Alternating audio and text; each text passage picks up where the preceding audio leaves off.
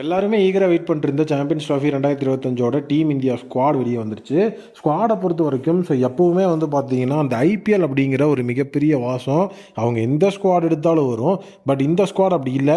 ரொம்ப டீசெண்டாகவே இருக்குது. காரணம் என்ன அப்படின்னா நீட்டாக ஓடிஐக்கு தேவையான பிளேயர்ஸை பிக் பண்ணியிருக்கிறாங்க. அதற்கு முக்கியமான கிரெடிட் இந்த இடத்துல ரோஹித்துக்கு கொடுத்தாகணும். 12:30க்கு ஸ்குவாட் அனௌன்ஸ்மெண்ட் ப்ரெஸ் கான்ஃபரன்ஸ் ஆரம்பிக்கும்னு சொல்லி ஸ்குவாட் அனௌன்ஸ்மெண்ட் பண்ணதே பார்த்தீங்கன்னா மதியானம் பார்த்தீங்கன்னா ஒரு 2:45 3 மணி ஆயிடுச்சு. அந்த அளவுக்கு பார்த்தீங்கன்னா அந்த இடத்துல ரோஹித் சர்மா டிஸ்கஷனுக்குள்ளே இருந்து நிறைய பேர்த்து ஃபைட் பண்ணி வாங்கியிருக்கிறார் அப்படிங்கிறது உண்மையாகவே நல்லா தெரிஞ்சுது. இன்னொரு விஷயம் என்னென்னா வைஸ் கேப்டன்சி அப்படிங்கிறது சுப்மன் கில்லுக்கு கொடுத்துருந்தது ஒரு ஷாக்கான விஷயமா இருந்தது. இப்போ ஓப்பனர்ஸை பொறுத்த வரைக்கும் வித் பேக்கப் நீங்கள் பார்க்கும்போது Rohit Sharma top of the ஆர்டரில் அவரோட பேரில் பார்த்தீங்கன்னா சுப்மன் கில் இருக்கிறதுக்கு வாய்ப்பு இருக்குது. சுப்மன் கில்லை பொறுத்த வரைக்கும் ஓடிஐயில் உண்மையாகவே பார்த்தீங்கன்னா ஒரு நல்ல ஃபார்மில் தான் இருப்பார். அதில் எந்த விதமான டவுட்டும் இல்லை. டெஸ்ட்டில் அவர் ஒரு மிகப்பெரிய லெவலில் இப்போ ஓவர்சீஸோட டெஸ்ட் ஃபார்மேட்ஸ்லாம் அவர் டவுன் த ஃபார்மில் இருந்தாலும் ஓடிஐயில் சுப்மன் கில்லை அடிச்சிக்க முடியாது. அது பார்த்தீங்கன்னா கண்டிப்பாக கரெக்டான விஷயம். But vice captaincy too early அப்படிங்கிற மாதிரி தான் ப்ரெடிக்ட் பண்ண தோணுது. இது எதனால இந்த ஒரு முடிவு அப்படிங்கிறது தெரியல. பட் ஆனால் ஸ்குவாட் அப்படிங்கிறதுல ஒரு கண்டிப்பாக வேணும். எஸ்எஸ் ஜெய்ஸ்வால் அந்த இடத்துல பேக்கப் ஓப்பனராக இருக்கிறாரு. Primary opener Rohit and Shubman Gill. இந்த இடத்துல பார்த்தீங்கன்னா எஸ்எஸ் ஜெய்ஸ்வாலை ஒரு பேக்கப் ஓப்பனராக தான் ப்ரொமோட் பண்ணுறதுக்கு வாய்ப்பு இருக்குது. ஏன்னா பிரைமரியாக ரோஹித் எஸ்எஸ் ஜெய்ஸ்வால் உள்ள வச்சு சுப்மன் கில்லை மிடில் ஆர்டரில் ஆட வைக்கிற மாதிரியான பிளான் கண்டிப்பாக இருக்காது அப்படிங்கிற மாதிரி தான் நான் நினைக்கிறேன். ஏன்னா அந்த மாதிரியான விஷயங்கள் இருந்தது அப்படின்னா டீம் இந்தியா எக்ஸ்பெரிமெண்ட்டுக்குள்ளே போகிற மாதிரி இருக்கும். அதை கண்டிப்பாக சாம்பியன்ஸ் ட்ராஃபி மாதிரியான பிக் டோர்னமெண்ட்ஸில் அவங்க உதவ மாட்டாங்க அப்படிங்கிற ஒரு விஷயம் இருக்குது. நெக்ஸ்ட் பார்த்தீங்க அப்படின்னா விராட் கோலி இருக்கிறாரு ஸ்குவாடில்.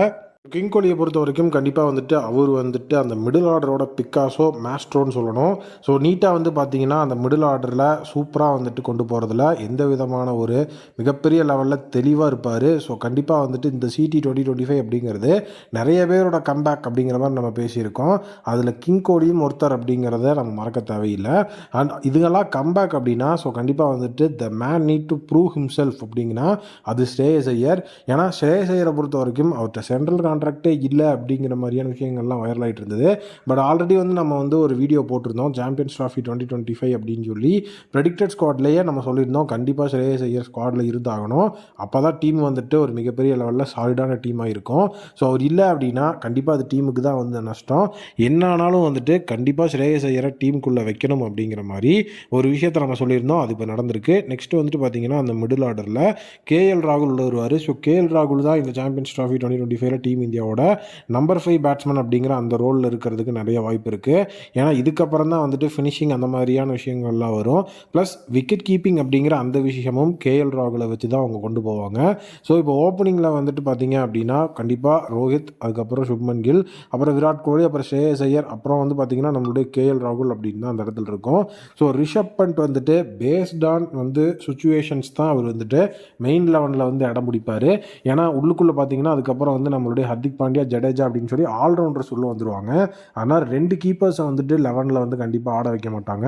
அதனால் கேஎல் ராகுலா ரிஷப் பண்டா அப்படிங்கிற விஷயத்தில் யோசிக்கும் போது ஓடிஐயில் மச் ப்ரூவன் பிளேயராக கண்டிப்பாக கேஎல் ராகுல் தான் இருக்கிறார். அது நமக்கே தெரியும்.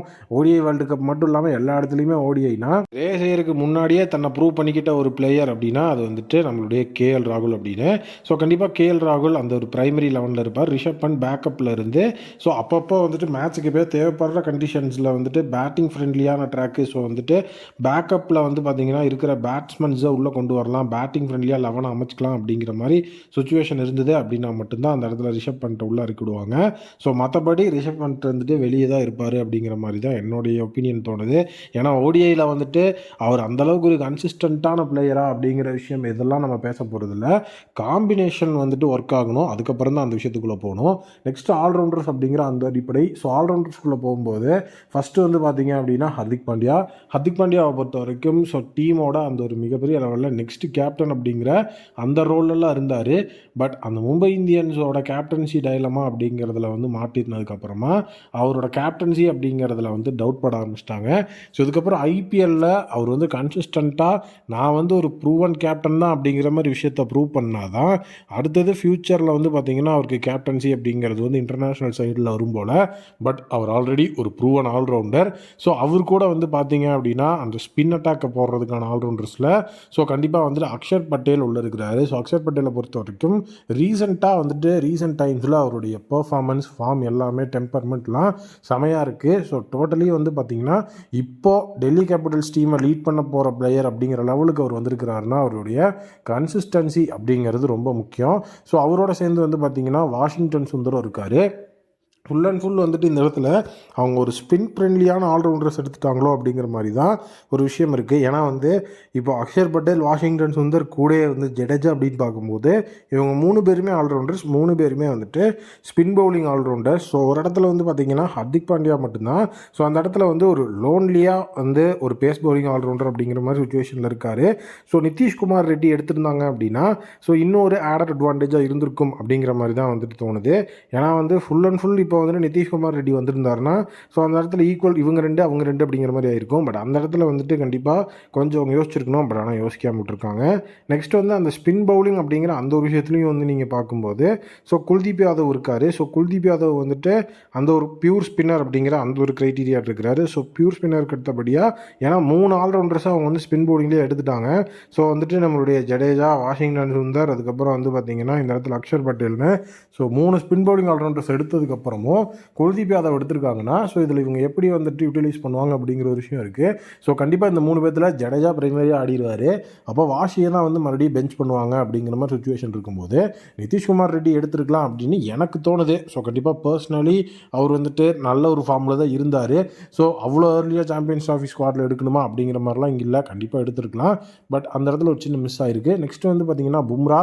ஸோ பும்ராவை பொறுத்த வரைக்கும் அவரோட இன்ஜுரி அப்படிங்கிற ஒரு விஷயம் வந்துட்டு பெரிய லெவலில் எல்லாருமே டாக் ஆஃப் த டவுனாக பேசிகிட்டு இருந்தாங்க. பட் ஆனால் பும்ராவெல்லாம் வந்து பார்த்திங்கன்னா இந்த இடத்துல வந்து விட முடியாதுன்னு சொல்லி பும்ராவை இந்த இடத்துல வச்சுருக்காங்க. ஸோ அவர் ஆல்ரெடி வந்து பார்த்திங்கன்னா ஒரு அப்டேட்டும் வந்திருந்தது. பும்ரா வந்து இனிஷியல் ஸ்டேஜஸில் வந்துட்டு மேட்ச் ஆடுறது ரொம்ப கஷ்டம். ஸோ வந்துட்டு இனிஷியல் ஸ்டேஜ் ஆட மாட்டார். ஸோ டீம் இந்தியா வந்துட்டு சாம்பியன்ஸ் ட்ராஃபியில் ஸோ நாக் அவுட்ஸ்க்கு செலக்ட் ஆனாங்கன்னா ஸோ அங்கே வந்துட்டு பும்ரா நாக் அவுட்ஸில் இருப்பார் அப்படிங்கிற மாதிரி ஒரு விஷயத்தை சொல்லியிருந்தாங்க. ஸோ அப்போ பும்ரா வந்து இனிஷியல் மேட்ச்சில் ப்ளே பண்ண மாட்டாரா அப்படிங்கிறது நமக்கு ஸ்டில் கொஸ்டின் மார்க் தான். பட் அந்த இடத்துல ஷமி அந்த இடத்த ஃபில் பண்ணுறதுக்கு இருக்கிறாரு. ஏன்னா முகமது ஷமியை பொறுத்த வரைக்கும் ஸோ அவங்களுடைய அந்த ஒரு எக்ஸ்பீரியன்ஸான பேஸ் அட்டாக் அப்படிங்கிறத கொண்டு வரணும் அப்படிங்கிறதுல ரொம்ப தெளிவாக இருந்திருக்கிறாரு கேப்டன் ரோஹித் சர்மா. அது நல்லாவே தெரியுது. ஷமி பும்ரா அப்படிங்கிற காம்பினேஷனை நீங்கள் இதுக்கு முன்னாடி வந்து இவங்க செலக்டர்ஸ் எல்லாம் உட்காந்து டிசைட் பண்ணி ஒரு ஸ்குவாட் எடுத்த போல் நம்ம பார்த்துருக்குறோமா அப்படின்னா அதெல்லாம் ரொம்ப ரேராக தான் நடந்த ஒரு விஷயம். இந்த அளவுக்கு வந்துட்டு ஒரு தெளிவான ஸ்குவாடே இப்போ தான் வருது. ஸோ அதே நேரம் வந்து பார்த்திங்கன்னா ஹர்ஷதீப் சிங் உள்ள இருக்கார்.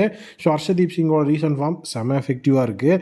ஸோ அவர்லாம் கன்சிஸ்டண்ட்டான விக்கெட் டேக்கர் அப்படிங்கிற அந்த ஒரு ரோலில் இருக்கிறாரு.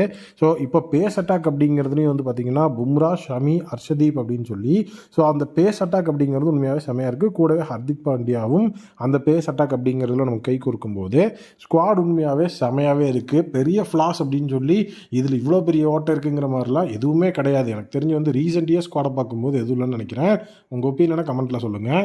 அண்ட் நம்மளுடைய சைடில் வந்து இந்த ஸ்குவாடை வச்சு ஒரு பிளேயிங் 11 செலக்ட் பண்ணணும் அப்படின்னா இந்த பிளேயிங் 11 எப்படி இருக்கும் அப்படிங்கிற உங்களுடைய ஒப்பீனியனையும் கமெண்ட்டில் சொல்லுங்கள். ஸ்குவாடை பற்றின பாசிட்டிவ் நெகட்டிவ்ஸ் நீங்கள் ஏதாவது சொல்லணும்னு நினச்சிங்கன்னா கமெண்ட்டில் போடுங்க. மீண்டும் ஒரு புதியோடு மீட் பண்ணுறேன். Thank you, take care and bye bye.